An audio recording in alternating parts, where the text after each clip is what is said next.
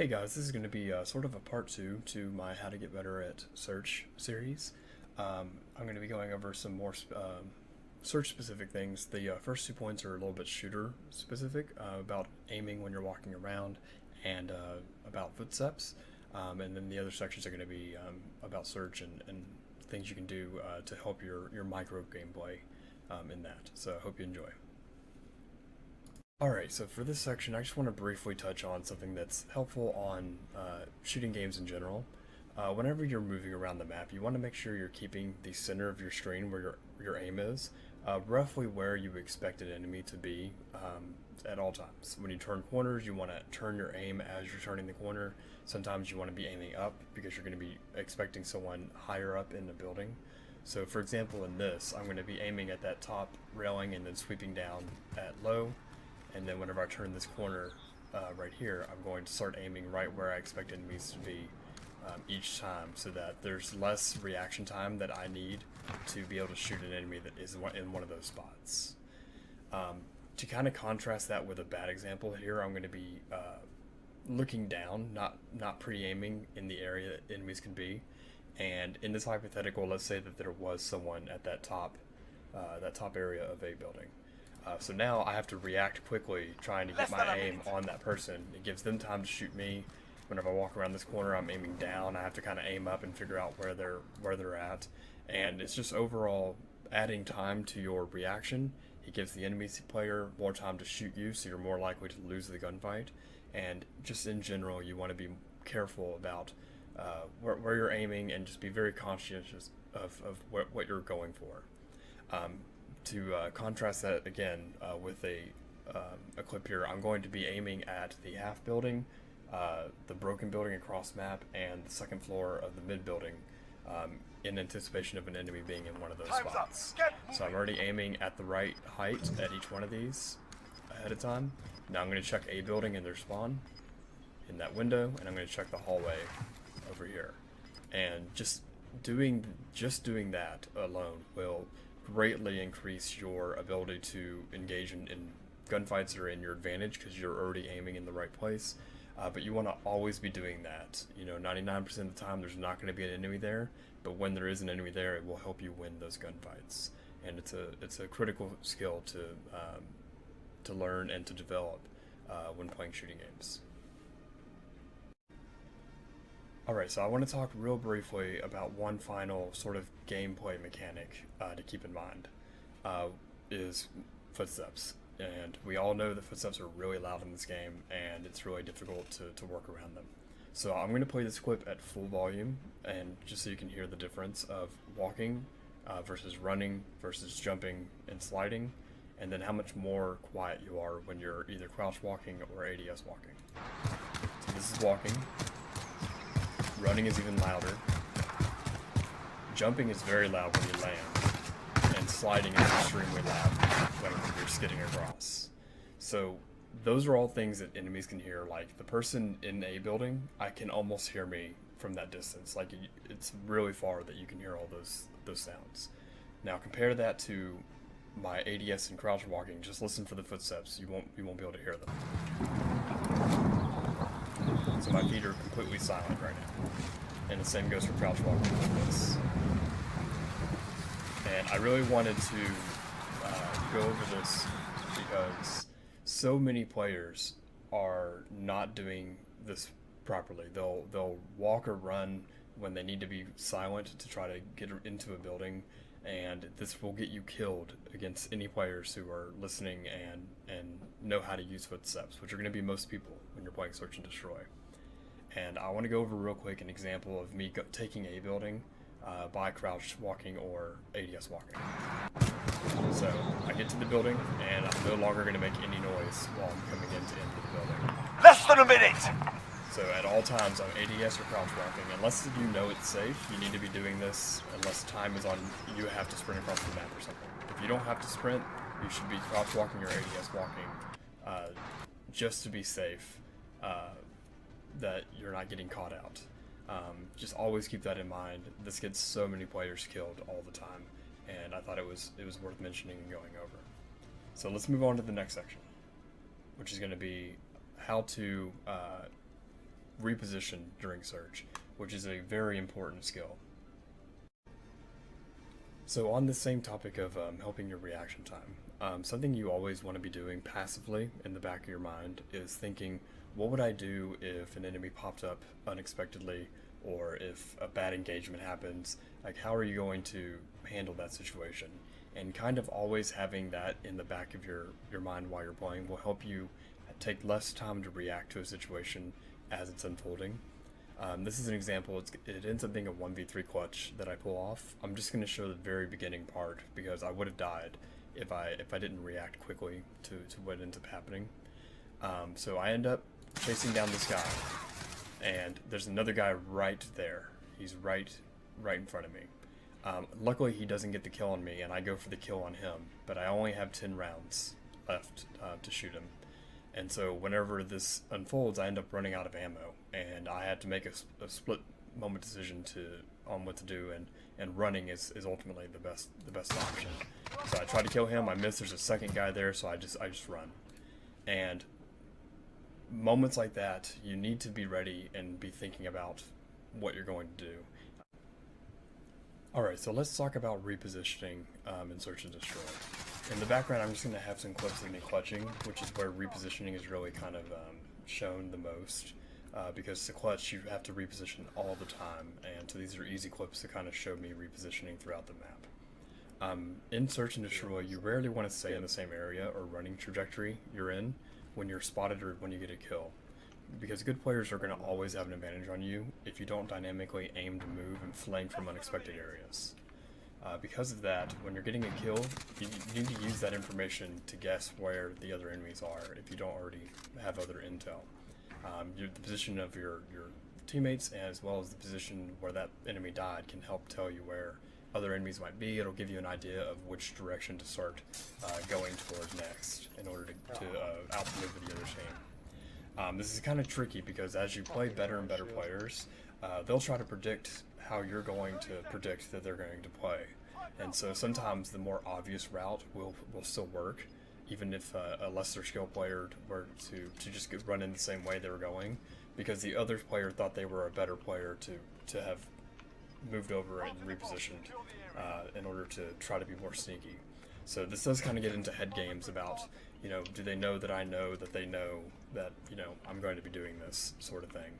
But in general, you want to always be looking for a different route, a different angle. Oftentimes you want to use ninja in order to get movement speed and to be able to move silently so that they can't tell which way you're flanking from. And so once you've kind of mastered that skill, you'll find yourself being able to clutch more often. You'll find yourself being able to get more kills without having heavy fire on you more often. And this is just downright one of the most important skills besides rushing and search that you need to learn. I'm going to talk over two clips here. This is the first one where it's a 1v4 clutch, and I'm going to end up throwing a grenade in order to make enemies think I'm coming through one doorway, and I'm going to run through the other doorway to catch them off guard. So I know more or less from my teammates that all three enemies are RNA, but I don't know where. So I'm going to throw a nade from this opening here to the back of A, and then I'm going to flank people who are on this wall to my right from the other side because they think I'm coming in that doorway now. So that let me get two kills, leaving just the third guy left. And in this case, I ended up getting an awesome Predator missile kill through the building. But the important thing was misdirection. They saw a grenade come through one doorway, so now they're aiming at that doorway. So then I ran through the other doorway to catch them off guard on the side. There's one more video clip that I want to go over real quick as well. So in this clip, I'm going to play this at full volume so you can also hear things like footsteps, and I'm going to try to break down each area. So I was at A, and we were suspecting they were going to B, so I started running to B with Ninja. And as I'm getting over here, I'm starting to look for enemies, and I'm about to go into that door. 1 minute remaining. Someone behind me planting the bomb. Now, right before that, I could hear someone over here to my left in that building. And so I just got a kill here. They're going to be looking this way, so I'm going to flank backwards toward that door. There's both of my bodies. In order to come in behind them. Oh! So now we're down to a 1v2. I've killed both players there, and I'm not sure where the remaining ones are. So I'm going to try to get another angle by getting out of the B bomb area and try to come back in. As I'm going out, Yours the last. I hear someone over here in the left area, so I'm going to go try to get that guy. Keep moving.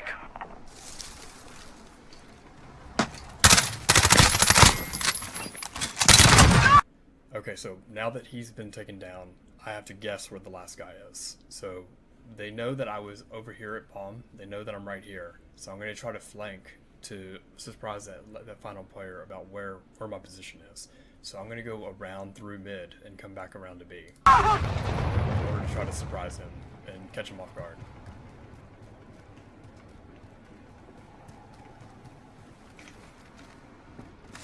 "30 seconds. Out of time. Stay focused. No mistakes. So I think this is a really great example, and hopefully me kind of voicing over my thought process and what I'm reacting to can give you a better idea of how I'm deciding on how to flank. I do have one more clip that is another good example of me trying to voice over sort of my thought process with trying to reposition. So let's look at that one real quick as well. So on this one, I'm going to have the volume a little bit lower. There is a moment that I use sound to my advantage toward the end, but it's not as important, so I don't want the gameplay volume to override my voice. So this is a 1v5, and this is very unlikely that you clutch these. I just kind of got lucky with the way everyone was positioned. So starting out, I know there's a guy right here to the left, Right there. and I immediately try to get out of the area that everyone knows I'm in. I use the UAV, and luckily a lot of people are come up on it, so now I'm flanking to try to get these people and pick them off one by one. So I get this guy, I'm going to run mid so that they don't know where I am. Cruise missile. Go for launch. We kill this guy, barely. And now I'm going to reposition again because I don't want to stay in the same place. And at this time, I'm thinking about what to do, and I'm looking at the mini-map, and I want to actually go back to that moment. So both players are on A side, and I'm contemplating whether or not I should try to pick off one player, or if I should just run to B. And I'm not sure which one's better yet, so I'm going to let the UAV go again, and on this time, I can see they split up. So I'm going to try to take this guy out at A so that it becomes a 1v1. So at this point, I'm going to try to get this guy over here. 30 seconds. Time's up. I get him. Now I expect the guy to run back to A, thinking I'm going to plant to A. So I start making my way toward B, and I immediately get shot. So now I'm going to run back, and I would have thought he would have gone to A as well now, seeing how I was running that way. But he actually goes to B, and I can hear the door open right there. I don't know if you can hear it on the volume, but I heard the front doors open. And so now I have to make a decision because I only have 15 seconds. I can either try to play this slow and maybe get him, or I have to just make an aggressive play and hope that I can capture the kill. And so it ended up paying off that I went for the aggressive play. I thought he was So hopefully this kind of gives you an idea of how to reposition. It's really thinking on your feet, kind of always in the back of your mind thinking, what am I going to do if this happens? And you just do that 4 or 5 times as the numbers go down in a clutch scenario, and figure out what the best plan of action is. So as you continue to play Surge, you're going to start to learn where players typically tend to lock down an area when they're defending a bomb. And knowing this can help you sweep out the area quicker so that you have more time to defuse the bomb against more enemies. And you need to really take time to kind of learn where people tend to go. In addition to that, many bomb sites have long-range power positions, and learning those can help you either use them yourself or to make sure someone's not using it. So in this example that I'm running right now, I opened the doors up so that I could go to mid-building and cover the bomb there with a sniper. This was really risky because it's a 1v3 and any of them could have defused the bomb instead of looking for me at the bomb site. You usually would want to do this with another player planting and another player watching this power position, not one person doing everything.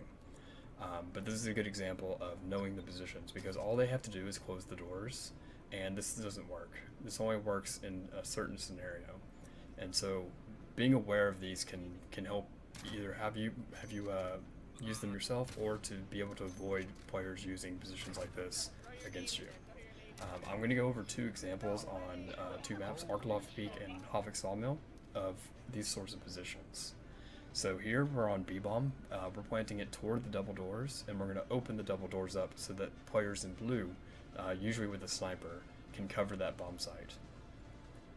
And so from here, top blue can see it, as well as bottom blue can also see this this bomb, and they have to shut the door in order to avoid this. And it's kind of hard to shut the door in that case. On A side, if you plant it on your side of the map, there's a building that has a long line of sight, and you can see the bomb from both top and bottom. So when you're going to defuse that bomb, you need to always be covering the sniper position, or someone might be catching you out. A similar thing can be done on the other side of A, on the opponent's building. Both the top and the bottom of that building can also cover that bomb site. And so these are areas that you need to be aware of. You wouldn't necessarily rush them to get them out of there unless you have enough time, but you need to be covering that window for someone defusing the bomb if there's a sniper in those areas. Moving over to the Sawmill map, I'm going to show you 2 more lines of sight. On A bomb, if you plants it on the back left corner, then people on the roof of burning building can watch that bomb and shoot anyone that's trying to defuse it. So you need to always check that area. And on B site, this is one that I found out on my own when I was looking at the map. You can actually cover the bomb site being planted on that side from A side of the map, and that's just a really strong power position. And so the important thing is to just be aware of these. Be creative. You can explore the bomb sites, figure out your own. This is one that I figured out on my own. It's not always useful because you're out in the open, but if the entire enemy team is over there, or if it's a 1v1 situation, this can completely clutch it up, and you have very little risk in messing up this easy kill. The other thing that players don't do, that they need to do more often, is play time to their advantage whenever they're defending a planted bomb. Too often, I see players who are being aggressive, trying to kill the guy that's coming in to defuse, when time is on your side, not theirs. So if you're being aggressive, you're just making it easier for them to have enough time to defuse the bomb, where you could play a little bit more passively, where you can still cover the bomb, and they have to come to you, which gives you the advantage in winning the gunfight. And so those are just a couple things to keep in mind. I think this is going to be the last section of this video, covering search and destroy tactics. Again, if you enjoy the comment, drop a like, comment with anything that you would want to see in the future. If you want to see more things like this, I can still cover more things in search and destroy, and I hope you take care.